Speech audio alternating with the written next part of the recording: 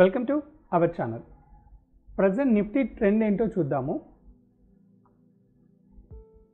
గత 6 డేస్గా చూస్తే మాత్రం మార్కెట్ కంటిన్యూస్గా డౌన్ ఫాల్ చూపిస్తుంది. 1 2 3 4 5 6 డేస్ మనకు కంప్లీట్గా మార్కెట్ డౌన్ ట్రెండ్ వచ్చేసింది. దీనికన్నా ముందు కంప్లీట్గా market up trend, then down trend. So ఇక్కడ వచ్చేసి అప్పుడప్పుడు రెడ్ క్యాండిల్స్ 1 2 రెడ్ క్యాండిల్స్ వచ్చాయి, కానీ కంప్లీట్గా మార్కెట్ అప్ ట్రెండ్కి వెళ్ళి తర్వాత అక్కడి నుంచి డౌన్ ట్రెండ్కి వెళ్ళింది. సో జరిగింది వదిలేయండి, ప్రజెంట్ ఏంటి? సో మార్కెట్ ఎప్పుడు కూడా మీకు రివర్సల్ కావాలనుకుంటే ఖచ్చితంగా మనకు గ్రీన్ క్యాండిల్తోనే మొదలవుతుంది. సో ఇక్కడ నుంచి మార్కెట్ పడింది, మీకు ఇక్కడ నుంచి ఒక గ్రీన్ క్యాండిల్తో స్టార్ట్ అయింది, దెన్ మెల్లగా గ్యాప్ అప్లో కూడా వెళ్ళిపోయింది. సో ఇక్కడ నుంచి మళ్ళీ డౌన్ అయిన తర్వాత మళ్ళీ ఒక గ్రీన్ క్యాండిల్తో ఫామ్ చేసి మెల్లగా అప్ ట్రెండ్ తీసుకోండి.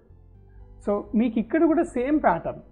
మార్కెట్ అప్ ట్రెండ్ తీసుకోవాలనుకుంటే మార్కెట్ ఎక్కడనో ఒక దగ్గర కన్సాలిడేషన్ అన్న అవ్వాలి, లేదా రివర్సల్ ప్యాటర్న్ అన్న రావాలి. సో ప్రైస్ యాక్షన్లో వెరీ ఇంపార్టెంట్ ఏంటంటే మనకు రివర్సల్ ప్యాటర్న్ ఐడెంటిఫై చేయడం అనేది తెలియాలి.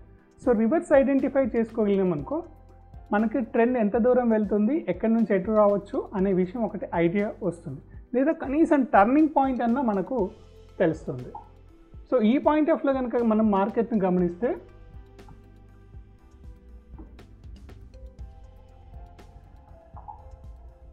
సో మార్కెట్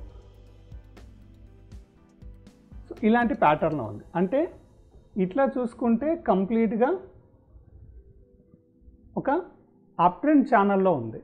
సో రేపు అంటే 1 or 2 డేస్లో కనుక మళ్ళీ రివర్స్ ప్యాటర్న్ స్టార్ట్ అయితే మార్కెట్ ఇలా పైకి వెళ్ళే ఛాన్స్ ఉంది. లేదు అంటే కింద పడితే మళ్ళీ మార్కెట్ ఈ లెవెల్ని టచ్ చేయడానికి ఛాన్సెస్ ఉంది. అంటే ఇక్కడ నుంచి ఇక్కడ రావడానికి మనకు టైం తీసుకుంటుంది. కంటిన్యూగా మార్కెట్ ఫాల్ అయిన తర్వాత ఇక్కడి నుంచి ఇక్కడ రావడానికి టైం తీసుకుంటుంది.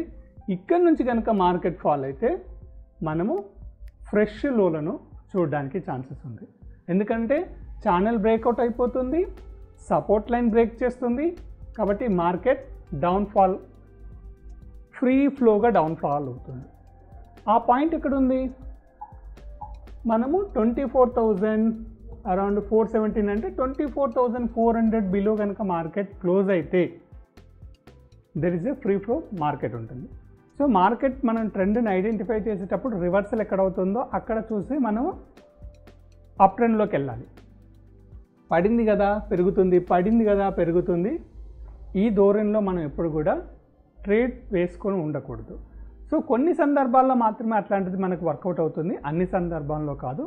సో ఫ్రీ ఫ్లోగా మనకు మార్కెట్ పడుతుంది. సో పడేటప్పుడు వెయిట్ చేసి టర్నింగ్ పాయింట్ వచ్చేంత వరకు వెయిట్ చేయాలి. సో ఇక్కడ మీకు టర్నింగ్ పాయింట్ చూడండి, బిగ్ క్యాండిల్తో రెడ్ క్యాండిల్స్ పెట్టేసింది. సో దీని తర్వాత చిన్న గ్రీన్ క్యాండిల్సా చిన్న రెడ్ క్యాండిల్సా వస్తాయి. సో కన్సాలిడేషన్ అనేది స్టార్ట్ అవుతుంది. ఆఫ్టర్ కన్సాలిడేషన్ తర్వాత మాత్రమే మనం ట్రేడ్ తీసుకుంటే పర్ఫెక్ట్గా ఉంటుంది. సో మనం కన్సాలిడేషన్ కోసం కానీ నెక్స్ట్ ఒక 1 or 2 గ్రీన్ క్యాండిల్స్ వచ్చేంత వరకు వెయిట్ చేసి దెన్ ట్రేడ్ తీసుకుంటే మనకు ట్రేడ్ ప్రాఫిట్లో రావడానికి ఛాన్సెస్ ఉంటుంది. సో మళ్ళీ ఒకసారి ఈ ఛానల్ చూసుకోండి. ఈ ఛానల్ నేను మళ్ళీ డ్రా చేస్తాను సింపుల్గా. ఛానల్ అప్ ట్రెండ్ ఛానల్లో ఉంది. సో ఈ అప్ ట్రెండ్ ఛానల్ కనుక ఇదే అప్ ట్రెండ్ అని కొనసాగితే మార్కెట్ ఇలా వచ్చేసి ఇలా పైకి వెళ్ళడానికి ఛాన్సెస్ ఉంది. లేదు ఒకవేళ అలా రాలేదు అనుకుంటే మార్కెట్ మీకు ఇలా ఒక డిజైన్ లాగా వస్తుంది, ఇట్లా వచ్చేసి దెన్ అంటే మళ్ళీ 25,000 రావడానికి ఛాన్సెస్ ఉంది, లేదా మీకు ఫ్రెష్ ట్రేడ్ 26,000 అప్ సైడ్ పోవడానికి కూడా ఛాన్స్ ఉంది. కానీ వన్స్ ఇది బ్రేక్ అవుతే మాత్రం it is a down trend. So మనం రేపటి నుంచి చూడాల్సింది ఏంటంటే మార్కెట్ ఎక్కడ కన్సాలిడేషన్ అయ్యి గ్రీన్ క్యాండిల్ వస్తుందా చూసుకోవాలి మనం. సో ఎక్కడ గ్రీన్ క్యాండిల్ వస్తే అక్కడ మనము బయింగ్ కోసం ప్లాన్ చేసుకోవాలి. సో ట్రెండ్ అంతా అయిపోయిన తర్వాత గ్రీన్ క్యాండిల్ వస్తే రాని ప్రాబ్లం ఏం లేదు. ఇక్కడ నుంచి టెన్షన్ అవ్వడం కన్నా గ్రీన్ క్యాండిల్ వచ్చిన తర్వాత మనం ట్రేడ్ ఐడెంటిఫై చేసుకొని అప్పుడు ట్రేడ్ తీసుకుంటే మనకు పర్ఫెక్షనెస్ అనేది వస్తుంది. Thank you.